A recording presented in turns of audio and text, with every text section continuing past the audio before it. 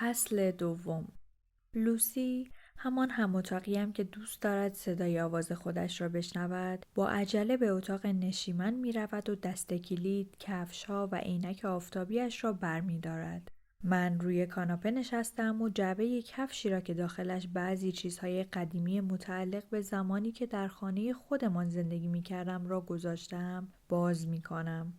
اینها را همین هفته وقتی برای مراسم پدرم به خانه رفته بودم جمع کردم. لوسی میپرسد امروز میری سر کار؟ نه، تا دوشنبه مرخصی سوگواری دارم. همانجا میایستد. دوشنبه؟ با طعنه میگوید پس فطرت خوششانس. با لحن کنایه آمیزی میگویم آره لوسی، من خیلی خوششانسم که پدرم مرده. اما وقتی متوجه میشوم که در حقیقت لحنم خیلی هم کنایه آمیز نبوده خودم را جمع میکنم. زیر لب میگوید خودت میدونی که منظورم چیه؟ در حالی که روی یک پای ایستاده و پای دیگرش را در کفش فرو میکند، چنگ میزند و کیفش را برمیدارد. من امشب نمیام خونه، میمونم خونه الکس. در پشت سرش محکم بسته میشود. ما به ظاهر خیلی چیزهای مشترک داریم، اما به جز اینکه سایز پایمان یکی است، همسن هستیم و اسم هر دویمان 4 حرفی است و با حرف ل شروع و با ی تمام می شود، چیز دیگری وجود ندارد که موجب شود با هم رابطه‌ای به جز رابطه دو هم اتاقی داشته باشیم. البته من مشکلی با این قضیه ندارم. او به جز آنکه دائم آواز می‌خواند در بقیه موارد تقریباً قابل تحمل است. تمیز است و زیاد بیرون می‌رود. یعنی دو ویژگی مهمی را که خوب است یک هم اتاقی داشته باشد دارد. وقتی دارم در یکی از جعبه‌های کفش را باز می‌کنم گوشیم زنگ می‌خورد. دستم را روی کاناپه دراز می‌کنم و آن را برمی‌دارم. وقتی می‌بینم مادرم است صورتم را داخل کاناپه فشار می‌دهم و داخل کوسن ادای گریه کردن را در می‌آورم. گوشی را روی گوشم می‌گذارم. الو؟ 3 ثانیه سکوت برقرار می‌شود و بعد سلام لیلی. آه میکشم و به پشتی کاناپه تکیه میدهم. سلام مامان. واقعا از اینکه با من حرف میزند تعجب میکنم. فقط 1 روز از مراسم خاکسپاری گذشته و 364 روز به زمانی که انتظار داشتم از او خبری بشود مانده است. میپرسم چطوری؟ آه غم‌انگیزی میکشد و میگوید عمو و عمه‌ات امروز صبح برگشتن نبراسکا. امشب اولین شبه که تنها میمونم از وقتی که... در حالی که سعی میکنم لحنی مطمئن داشته باشم میگویم اذیت نمیشی مامان. مدت زیادی ساکت میماند و میگوید لیلی، من فقط میخواستم بدونی که نباید به خاطر اتفاقی که دیروز افتاد ناراحت باشی. مکث میکنم. ناراحت نیستم، حتی 1 ذره. هر کسی یه وقتایی زبونش بند میاد. من که میدونستم برات چه روز سختیه، نباید اون بار رو روی دوشتو میذاشتم. باید میذاشتم عموت این کارو بکنه. چشمهایم را میبندم. باز شروع کرد. روی چیزهایی که نمیخواهد ببیند سرپوش میگذارد و تقصیرهایی را به گردن میگیرد که حتی کوچکترین ارتباطی به او ندارد. البته خودش را متقاعد کرده است که دیروز زبان من بند آمده بود و برای همین از حرف زدن خودداری کردم. معلوم است که خودش را متقاعد کرده است. وسوسه می شوم به او بگویم که آن یک اشتباه نبود. زبان من بند نیامده بود. فقط چیز فوق‌العاده‌ای نداشتم که در مورد مرد عادی که او به عنوان پدر برایم انتخاب کرده است بگویم. اما از طرفی از کاری که کرده بودم احساس گناه می کردم. چرا که آن کار را نباید در حضور مادرم انجام می دادم. پس توجیهی را که می کند می پذیرم و همراهش می شوم. ممنون مامان. ببخشید که زبانم بند اومد. عیبی نداره لیلی. من باید برم. باید خودمو برسونم دفتر بیمه. در مورد بیمه نامه های پدرت یه نشست ترتیب دادن. فردا به هم تلفن کن. باشه؟ باشه. دوست دارم مامان. تلفن را قطع و آن را روی کاناپه پرت می کنم. در جعبه کفش را روی پایم باز می کنم و محتویاتش را بیرون می آورم. روی بقیه چیزها یک قلب چوبی تو خالی هست. انگشتایم را رویش می کشم و به شبی فکر می کنم که این قلب را هدیه گرفتم. به محض اینکه خاطرات هجوم می آورند آن را کنار می گذارم. دلتنگی چیز مسخره ای است. چند نامه قدیمی و بریده‌هایی از روزنامه را کنار می‌گذارم. زیر همه آنها چیزی را پیدا می‌کنم که امیدوار بودم در این جعبه‌ها باشد و از طرفی دلم می‌خواست نباشد. خاطرات الن من. دستهایم رو روی خاطرات نوشته شده می‌کشم. در این جعبه 3 خاطره هست، اما می‌دانم تعدادشان در مجموع 8 یا 9 تاست. از وقتی آنها را نوشتم هیچ وقت آنها را نخواندم. وقتی کم سن و سالتر بودم همیشه از این که اعتراف کنم دفترچه خاطرات دارم خودداری می‌کردم، زیرا نوشتن خاطرات یک کار کلیشه بود. در عوض خودم را متقاعد می‌کردم کاری که دارم انجام می‌دهم خیلی باحال است، زیرا خاطره نویسی به شمار نمی‌رود. من در نوشتن هر کدام از مطالب یک مجری تلویزیونی به نام الن را خطاب قرار می‌دادم. هر روز بعد از مدرسه برنامه‌های او را تماشا می‌کردم و خودم را متقاعد کرده بودم که اگر او مرا بشناسد خیلی مرا دوست خواهد داشت. تا 16 سالگی به طور منظم برای او نامه می‌نوشتم، اما این نامه‌ها به شکل خاطراتی بود که دیگران در دفترچه خاطرات می‌نویسند. البته احتمالاً می‌دانستم آخرین چیزی که الن می‌خواهد به دستش برسد دفتر خاطرات یک دختر ناشناس است و خوشبختانه هیچ وقت هیچ کدام از نامه‌ها را برای او نفرستادم، اما دوست داشتم تمام نامه‌ها را خطاب به او بنویسم. برای همین به این کار ادامه دادم تا اینکه دیگر نوشتن را کنار گذاشتم. در جعبه کفش دیگری را برمی‌دارم و باز هم از آن نامه‌ها پیدا می‌کنم.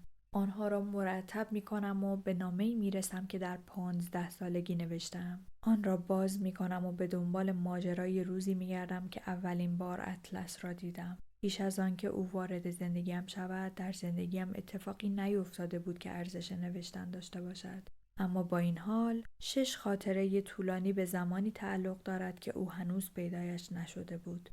قسم خورده بودم که هرگز آن خاطرات را نخوانم، اما با فوت پدرم زیاد به دوران کودکیم فکر می کنم. شاید اگر آنها را بخوانم کمی قدرت بخشش پیدا کنم، اما از طرفی می ترسم مبادا این خطر وجود داشته باشد که دلخوری هایم بیشتر شود. بالاخره روی کاناپه به پشت دراز می کشم و شروع به خواندن می کنم. الن عزیز، پیش از اون که به تو بگم امروز چه اتفاقی افتاد، یک پیشنهاد دارم برای اینکه یک برنامه تلویزیونی جدید بسازی به اسم الن در خانه.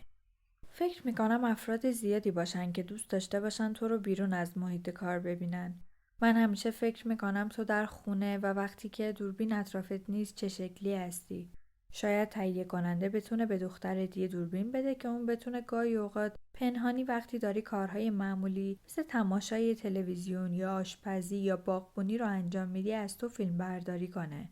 اون میتونه بدون اینکه خودت بدونی چند ثانیه از تو فیلم برداری کنه و بعد فریاد بزنه الن در خانه و تو رو بترسونه. این کار جالبه چون تو شوخی رو دوست داری. خب حالا که اینو گفتم میخوام در مورد اینکه دیروز رو چگونه گذروندم با تو صحبت کنم.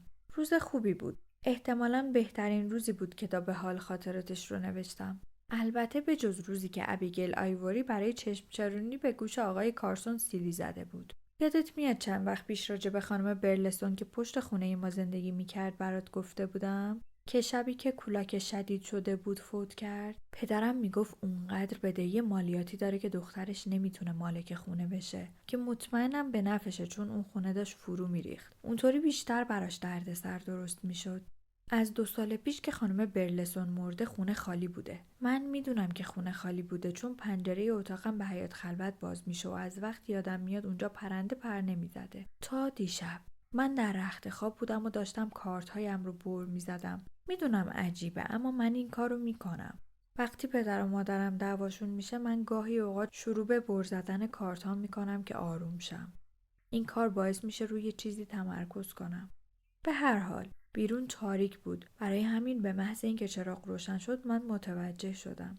نورش خیلی زیاد نبود اما معلوم بود که مال اون خونه قدیمیه. بیشتر شبیه نور شمع بود تا هر نور دیگه‌ای. برای همین من رفتم تراس پشتی و دوربین 2 چشمی پدرم رو پیدا کردم. سعی کردم ببینم اونجا چه خبره اما نتونستم چیزی ببینم. خیلی تاریک بود. کمی بعد چراغ خاموش شد. امروز صبح وقتی داشتم آماده می شدم برم مدرسه دیدم که چیزی پشت اون خونه حرکت میکنه. پشت پنجره پنهان شدم و دیدم که کسی یواشکی از در پشتی خارج میشه.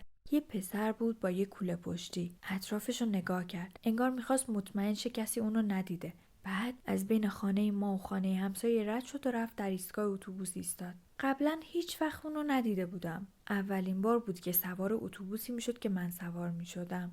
اون پشت اتوبوس نشست و من در وسط اتوبوس. برای همین با اون صحبت نکردم. اما وقتی دم مدرسه از اتوبوس پیاده شد دیدم که رفت داخل مدرسه. پس حتما به همین مدرسه میره. اصلا نمیتونم حدس بزنم چرا در اون خونه خوابیده بود. احتمالاً اونجا آب و برقم نداره. فکر کردم شاید این کار رو برای شرکت در یک چالش انجام داده، اما امروز در همون ایستگاهی که من پیاده میشوم پیاده شد و به طرف انتهای خیابون رفت، طوری که انگار میخواهد به جای دیگری برود. اما من به سرعت دویدم به طرف اتاقم و از پشت پنجره نگاه کردم. همونطور که انتظارش رو داشتم چند دقیقه بعد اونو دیدم که دزدکی وارد آن خانه خالی شد. نمیدونم باید به مادرم بگم یا نه. از اینکه فضولی کنم متنفرم، چون به من هیچ ارتباطی نداره، اما احساس میکنم اگه اون جایی نداشته باشه که بره، مادرم میدونه چطور به اون کمک کنه، چون خودش در مدرسه کار میکنه. نمیدونم. شاید چند روز صبر کنم ببینم اون به خونش برمیگرده یا نه، بعدم به مادرم بگم. شاید نیاز داره چند روزی از پدر و مادرش دور باشه. خود منم گاهی اوقات همین آرزو رو میکنم. دیگه حرفی ندارم. فردا هر اتفاقی افتاد به تو اطلاع میدم.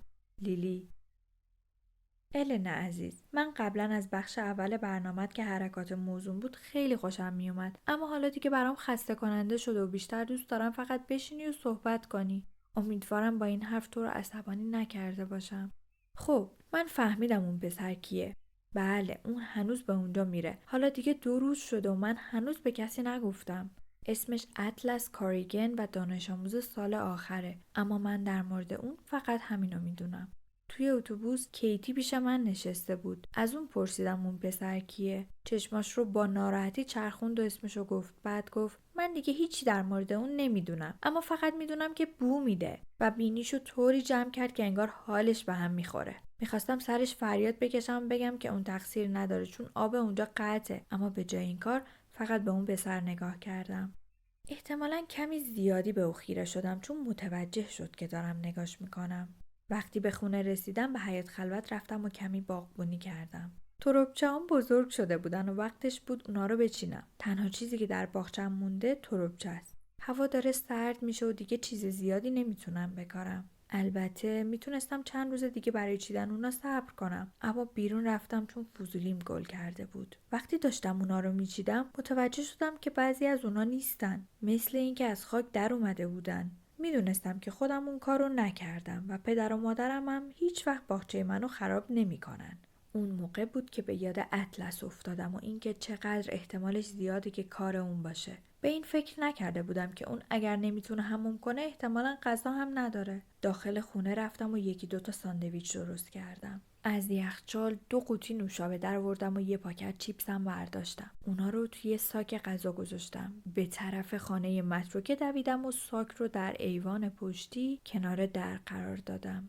نمیدونستم منو دیده یا نه. برای همین خیلی محکم در زدم، به طرف خونمون دویدم و مستقیم به اتاقم رفتم. تا کنار پنجره برسم و ببینم اون از خونه خارج شده یا نه ساک رو برداشته بود. اون موقع بود که متوجه شدم داشته منو نگاه میکرده. حالا که اون میدونه من از بودن اون در اون خونه خبر دارم کمی اضطراب دارم. نمیدونم فردا اگه بخواد با من حرف بزنه به اون چی بگم. لیلی. الن عزیز، امروز مصاحبت رو با باراک اوباما نامزد ریاست جمهوری دیدم. این کار دست پاچت نمی‌کنه؟ مصاحبه کردن با افرادی که ممکنه روزی کشور رو اداره کنن؟ من چیز زیادی در مورد سیاست نمیدونم، اما فکر نمی‌کنم بتونم تحت چنین فشار روانی رفتار جالبی داشته باشم. وای، برای هر دوی ما خیلی اتفاقات افتاده. تو با کسی مصاحبه کردی که ممکنه رئیس جمهور بعدی ما باشه و من به یه پسر بی خانمان غذا دادم. امروز صبح وقتی به ایستگاه اتوبوس رسیدم اطلس اونجا بود. اولش فقط ما 2 نفر بودیم و دروغ چرا؟ خیلی اوضاع بدی بود. میتونستم اتوبوس رو ببینم که وارد پیچ شده و آرزو میکردم که راننده کمی تندتر برونه. درست وقتی که اتوبوس نگه داشت اون 1 قدم به من نزدیک شد و بدون اینکه سرش رو بلند کنه گفت ممنونم. درهای اتوبوس باز شد و اون صبر کرد که من اول سوار بشم. من نگفتم خواهش میکنم، چون از واکنش خودم تعجب کرده بودم. الن صداش لرزه بر اندامم انداخته بود. تا به حال پسری با تو چنین کاری کرده؟ اون کنار من ننشست یا هیچ کار دیگه ای نکرد، اما در راه برگشت از مدرسه اون آخرین کسی بود که سوار شد. هیچ صندلی خالی نبود، اما اونطوری که اون مسافرها رو از نظر میگذرون معلوم بود که دنبال جای خالی نمیگرده. اون داشت دنبال من میگشت. وقتی با هم چشم تو چشم شدیم من خیلی سری سرم رو پایین انداختم. از اینکه جلوی پسرها اعتماد به نفس ندارم متنفرم. شاید وقتی بالاخره 16 سالم بشه این موضوع رو کنار بذارم. اون کنارم نشست و کوله پشتیشو بین پاهاش گذاشت. اینجا بود که متوجه چیزی شدم که کیتی میگفت. اون بو میداد، اما من اون رو به خاطر اون قضاوت نمیکردم. اولش چیزی نگفت، اما داشت با سوراخ شلوار جینش بازی میکرد. از اون سوراخایی نبود که شلوارها رو مد روز میکنن. معلوم بود که یه سوراخ واقعی و به خاطر کهنه بودن شلواره. در حقیقت شلوارش براش کمی کوچیکم بود، چون قوزک پاش بیرون زده بود، اما اونقدر لاغر بود که بقیه جاهای شلوار اندازش بود. از من پرسید به کسی هم گفتی؟ وقتی صحبت کرد نگاش کردم. اونم داشت طوری که انگار نگران منو نگاه میکرد. در حقیقت این اولین بار بود که من اون رو درست نگاه میکردم. موهاش قهوه‌ای تیره بود، اما با خودم فکر کردم اگر اون رو بشوره شاید به این تیرگی نباشه. برخلاف بقیه اجزاش چشمهاش روشن بود، به رنگ آبی واقعی، مثل سیبریان هاسکی. میدونم نباید چشماش رو با چشم سگ مقایسه کنم، اما وقتی اونا رو دیدم اولین فکری که به مغزم خطور کرد همین بود. سرم رو تکون دادم و از پنجره بیرون رو نگاه کردم. فکر کردم حالا که گفتم به کسی چیزی نگفتم بلند میشه و جای دیگه ای پیدا میکنه، اما این کارو نکرد. اتوبوس چند بار نگه داشت و اینکه اون هنوز کنار من نشسته بود به من کمی این شجاعت رو داد که آهسته بپرسم چرا تو خونه خودتون با پدر و مادرت زندگی نمیکنی؟ چند ثانیه به من خیره شد. انگار میخواد تصمیم بگیره به من اعتماد کنه یا نه. بعد گفت چون اونا منو نمیخوان. همون موقع بلند شد. فکر کردم از حرفم عصبانی شده، اما بعد متوجه شدم برای این بلند شده که به ایستگاه رسیدیم. وسایلمو برداشتم و دنبالش از اتوبوس پیاده شدم. امروز برخلاف همیشه سعی نکرد پنهان کنه که از کدوم طرف میره. معمولا به انتهای خیابون میرفت و از پشت خونه وارد میشد. برای همین هیچ وقت اون رو نمیدیدم که از کنار حیاط خلوت ما رد شه، اما امروز همراه من به طرف حیاط خونه ما اومد. وقتی به جایی رسیدیم که من باید میپیچیدم که داخل خونه برم، اون باید مستقیم میرفت. هر دومون ایستادیم. با پاش به خاک‌ها لگد زد و پشت سرم به خونه ما نگاه کرد. پدر و مادرت کی میرسن؟ گفتم حدود 5. ساعت 3:45 بود. سر تکون داد و به نظر رسید میخواد چیز دیگه ای بگه، اما این کارو نکرد. فقط دوباره سر تکون داد و به طرف خونه‌ای که داخلش آب و برق و غذا نیست راه افتاد. الن، حالا میدونم کاری که بعداً انجام دادم احمقانه بود. نیازی نیست تو به من بگی. اسمشو صدا کردم. وقتی ایستاد و برگشت گفتم اگه عجله کنی میتونی قبل از اینکه اونا برسن خونه بری دوش بگیری. قلبم خیلی تند میزد، چون میدونستم اگه پدر و مادرم به خونه بیان و یه پسر بی خانمان رو در حموم خونمون ببینن چه دردسری درست میشه. احتمالاً در بهترین حالتش جونم رو از دست میدادم، اما اصلاً نمیتونستم ببینم اون به طرف خونش میره بدون اینکه من به اون چیزی تعارف کنم. دوباره به زمین چشم دوخت و من شرمندگی اون رو در وجود خودم احساس کردم. حتی سر تکون نداد. فقط پشت سرم داخل خونه شد و یک کلمه هم حرف نزد. تمام مدتی که در حمام بود من دلشوره داشتم. با اینکه میدونستم تا اونا برسن وقت کافی است، دائم از پنجره بیرون رو نگاه میکردم و دنبال اتومبیلاشون میگشتم. میترسیدم یکی از همسایه‌ها دیده باشه که اون داخل خونه شده، اما اونا منو اونقدر خوب نمیشناختن که فکر کنن داشتن مهمون برام غیر عادیه. به اطلس لباس تمیز داده بودم و میدونستم که فقط وقتی پدر و مادرم به خونه رسیدن اون باید از خونه بیرون رفته باشه، اما باید از خونه ما دور هم میشد، چون مطمئن بودم اگه پدرم لباساش رو تن پسری ببینه که اتفاقی از خیابون اون طرفی رد میشه متوجه اونا نخواهد شد. در فاصله‌ای که از پنجره بیرون رو نگاه میکردم و مراقب وقت بودم، یکی از کوله پشتی‌های کهنه‌ام رو از غذا و وسایل پر کردم. غذاهایی که نیاز به نگهداری در یخچال نداشتن. یکی دوتا از تیشرت‌های پدرم، شلوار جینی که احتمالاً 1-2 سایز برای او بزرگ بود و یک جفت جوراب. داشتم زیپ کوله پشتی رو میبستم که او در راه رو ظاهر شد. درست حد زده بودم. موهاش با اینکه خیس بود معلوم بود از اینکه قبلا به نظر میرسید روشن‌تره. این باعث میشد چشمهاش هم آبی تر به نظر برسه. حتما وقتی حمام بود صورتش رو هم اصلاح کرده بود، چون خیلی کم سن و سالتر از زمانی به نظر میرسید که هنوز حمام نرفته بود. آب دهنم و قورت دادم و نگاهم رو پایین به کوله پشتی دوختم. میترسیدم فکرم و از چهرم بخونه. از پنجره بیرون رو نگاه کردم و کوله پشتی رو به اون دادم. باید از در پشتی بری که کسی نبیندت. کوله پشتی رو گرفت و لحظه‌ای به صورتم خیره شد. در حالی که اونو روی شونش مینداخت پرسید: اسمت چیه؟ لیلی. لبخند زد. این اولین بار بود که به من لبخند میزد و در اون لحظه فکر بد و پیش پا افتاده‌ای به ذهنم رسید. نمیدونم کسی که چنین لبخند دلپذیری داره چطور میتونه چنین پدر و مادر مزخرفی داشته باشه. فوراً برای این فکر از خودم بیزار شدم، چون معلومه که والدین فرزندانشون رو صرف نظر اینکه خوشگل یا زشت، لاغر یا چاق، باهوش یا کودن باشن عاشقانه دوست دارن. اما گاهی اوقات آدم نمیتونه ذهنشو کنترل کنه. فقط میتونه به ذهن آموزش بده که دیگر به سمت اون نره. دستشو دراز کرد و گفت: من اطلسم. بدون اینکه با اون دست بدم گفتم: میدونم. نمیدونم چرا باهاش دست ندادم. به این خاطر نبود که میترسیدم به او دست بزنم. به این خاطرم نبود که فکر میکردم من از اون بهترم. فقط برای این بود که جلوی اون دست و پامو گم کرده بودم. دستش رو پایین برد و یک بار سر تکون داد. بعد گفت: فکر کنم بهتره برم. کنار رفتم که بتونه رد شه. به آشپزخونه اشاره کرد و بدون اینکه حرفی بزنه پرسید اونجا راه در پشتیه یا نه. سر تکون دادم و همونطور که از راه رو رد می شد پشت سرش رفتم. وقتی به در پشتی رسید دیدم که وقتی اتاق منو دید لحظه ای مکث کرد. ناگهان از اینکه داشت اتاقمو میدید خجالت کشیدم. هیچ وقت کسی اتاق منو نمیبینه، برای همین هیچ وقت نخواستم به اون شکل معقول تری بدم. هنوز همون رو تختی و پرده‌های صورتی رنگ 12 سالگیمو داره. برای اولین بار دلم خواست پوستر آدام برودی روی دیوار رو پاره کنم. به نظر نمی رسید اطلس به دکوراسیون اتاق من اهمیتی داده باشه. اون مستقیم به پنجره اتاقم نگاه کرد، همون پنجره‌ای که به حیاط پشتی باز می شد، و بعد به من. درست پیش از اینکه پاش رو از در پشتی بیرون بذاره گفت: از اینکه منو مذمت نکردی ممنونم لیلی. و بعد رفت. البته من قبلا کلمه مذمت رو شنیده بودم، اما اینکه یه پسر نوجوان از اون استفاده کنه برام عجیب بود. عجیب‌تر این بود که در مورد اطلس همه چیز با هم تناقض داشت.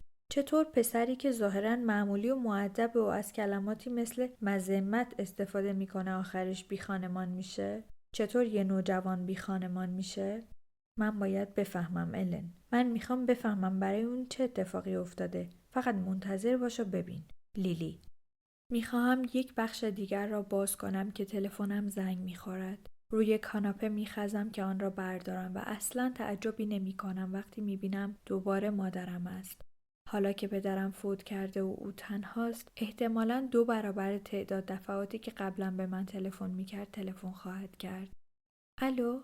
بی مقدمه میگوید: نظرت چیه که من بیام بمونم توی بوستون؟ چنگ میزنم کوسن را بر میدارم. صورتم را به آن فشار میدهم و جیغ خفه ای میکشم. میگویم: وای واقعا؟ ساکت میماند و بعد: فقط در حد یه فکر بود. میتونیم فردا راجبش صحبت کنیم. من جلسم داره شروع میشه. باشه، خدا نگهدار. درست مثل آن است که من بروم در ماساچوست زندگی کنم. او نمیتواند بیاید اینجا. او اینجا کسی را نمیشناسد. اینطوری هر روز از من انتظار خواهد داشت سرگرمش کنم. اشتباه نکنید، من مادرم را دوست دارم، اما من به بوستون آمدم که مستقل باشم و اگر او هم در این شهر باشد باعث می شود احساس استقلال نکنم. 3 سال پیش وقتی هنوز دانشجو بودم برای پدرم تشخیص سرطان دادند. اگر الان رایل کینکید اینجا بود برایش این واقعیت بی پرده را می گفتم که وقتی پدرم از نظر جسمی آنقدر بیمار شد که نمی توانست به مادرم صدمه فیزیکی بزند، خیالم کمی آسوده شد. این اتفاق جنب و جوش را از رابطه آنها گرفت و من دیگر الزامی نمی‌دیدم در پلتورا بمانم که مطمئن شوم حال مادرم خوب است. حالا که پدرم رفته و دیگر مجبور نیستم نگران مادرم باشم، مثلا میخواستم پر و بالم را باز کنم، اما حالا مادر میخواهد بیاید در بوستون زندگی کند. مثل آن است که تازه پر و بالم را بچینند. وقتی به یک صندلی از جنس پلیمر صنایع دریایی نیاز دارم کجاست؟ واقعا استرس دارم و اصلا نمیدانم اگر مادرم به بوستون بیاید چه بکنم. باغچه یا حیاط یا پاسیو یا علف هرز ندارم. برای همین باید راه دیگری پیدا کنم. تصمیم میگیرم همه جا را مرتب کنم. تمام جعبه کفش‌های قدیمیم را که پر از دفترچه و یادداشت است داخل کمد اتاقم میگذارم. بعد کل کمد را مرتب میکنم. زیورآلاتم، کفش‌هایم، لباس‌هایم. او نمیتواند به بوستون بیاید.